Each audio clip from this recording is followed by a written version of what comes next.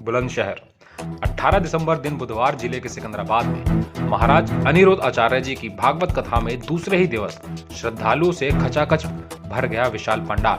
कथा में महाराज अनिरुद्ध आचार्य ने कर्म में धर्म के प्रभाव को विस्तार से बताया और भीष्म पितामह के बाणों की शैया में मजबूरन लेटे रहने का उदाहरण दिया। आइए भागवत कथा की अविरल गंगा में करते हैं स्नान और भागवत के शहद रूपी अमृत का करते हैं रसस्वादन। मैं आपको माँ कहूँ ना तो अच्छा है। मैं जिस नजर से अपनी माँ को देखता हूँ उसी नजर से आपको देखूं तो सही है। जिस नजर से मैं अपनी बेटी को देखता हूँ उसी नजर से मैं आपको देखूं तो सही है। जिस नजर से मैं अपनी बहन को देखता हूँ उस नजर से देखूं आपको तो सही है। पर मेरी नजरों में यदि दोष आ गया तो भले आप पता कर पाओ ना कर पाओ मेरी नजरों का दोष, लेकिन मेरी नजरों का दोष मुझे तो पता है। आप मुझसे झूठ बोल सकते हैं, मैं आप लोगों से झूठ बोल सकता हूँ, लेकिन व्यक्ति दो लोगों से कभी झूठ नहीं बोल सकता, एक स्वयं से और दूसरा भगवान से। मनुष्य का धर्म क्या है?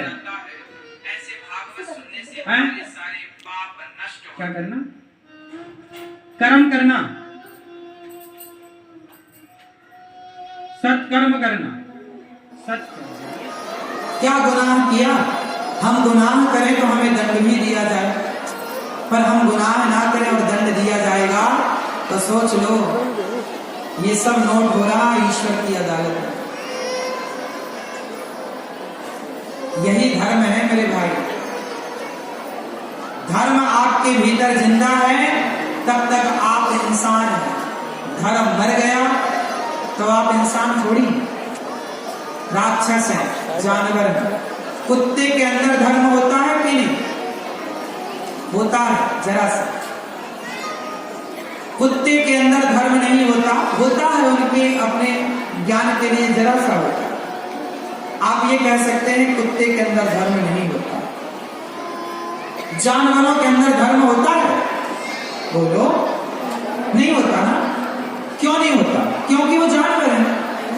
आपके अंदर धर्म है। सुनो, जिससे आप पैदा होते हो आप उसे क्या कहते हो? जोर से। जिस नारी से आपका जन्म हुआ उस नारी को आप रिश्ते में क्या कहते हो? बोलो, माँ। वो हमारी कौन लगती है? माँ।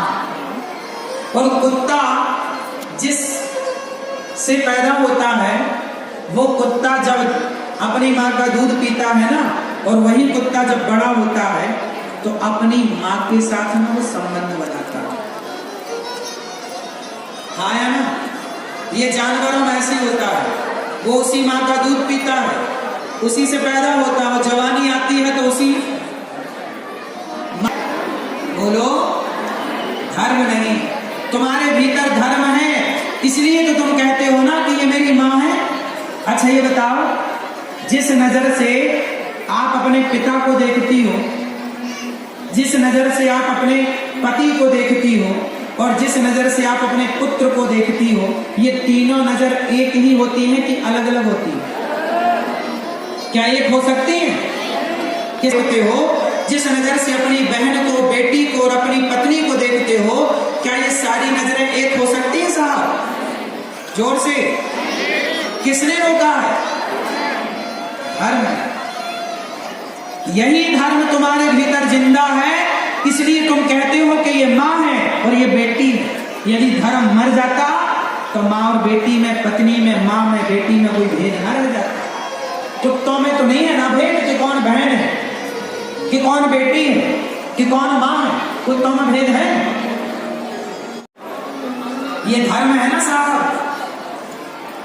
तुम्हारे भीतर धर्म है, इसलिए तुम्हारी बहन घर में रहती है जवान, तुम अपनी बहन के बारे में कभी गलत नहीं सोचते। लेकिन जैसे ही तुम घर से बाहर निकलते हो और तुम्हारी बहन की उम्र की लड़कियां बाहर दिख जाएं तो तुम्हारी लार टपकने लग जाती है। क्यों? सवाल है क्यों? बहन को देखकर तो नहीं आया वो भाव, गलत भाव।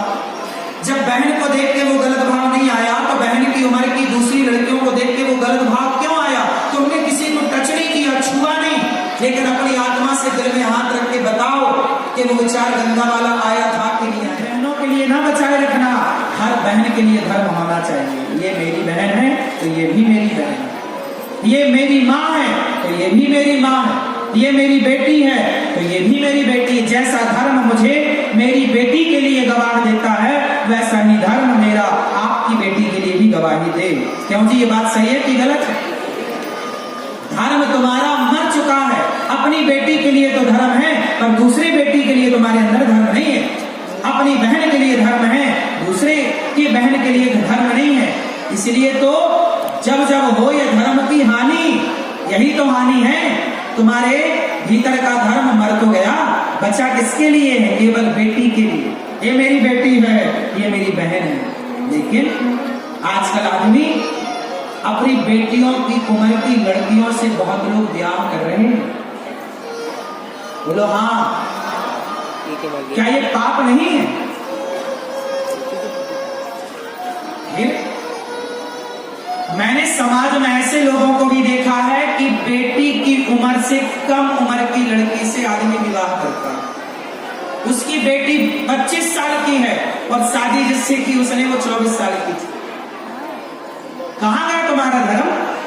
तुम्हें लाज नहीं आई बेटी की उम्र की लड़की से ब्याह करने में? अब भी तुम्हारा मन भोगों में है, प्रभु में तुमसे बात नहीं जा सकती। मैं अभी मासिक धर्म से चलना तो पड़ेगा ना, मेरे शरीर में अभी कपड़े पूरे नहीं गई। हमारे भी लोग न्यूज में आ रहा हूँ जी। घसीटा, सभा में खड़ा किया। दुर्योधन बोला, वाह द्रौपदी बहुत सुंदर, दुशासन कपड़े उतारो इसके, और कपड़े उतार देना, और जब कपड़े उतर जाए तो मेरी जंघाओं पे, मेरी जान पे मेरी गोद मिला के देखो जरा। अपनी सगी भौजाई के कपड़े उतार के अपनी जानों में बिठाने की बात कर रहा है कौन? दुर्योधन। जबकि पढ़ा लिखा था, दुर्योधन समझदार था, लेकिन उसकी वाली धर्म था। दुर्योधन ने जो किया वो क्या था? हाँ, दुर्योधन ने कर्म किया। दुशासन क्या कर रहा? कर्म कर रहा, साड़ी खींचे जा रहा, कर्म तो कर रहा, लेकिन क्या उसके कर्म में धर्म था? इसलिए जब आपके कर्म में धर्म है ही नहीं तो वो कर्म बड़ा कैसे होगा? कर्म तो वही श्रेष्ठ हो सकता है साहब जिस कर्म में धर्म। इसलिए पहले के लोग। न्यूज एशिया से मनीष शर्मा की रिपोर्ट।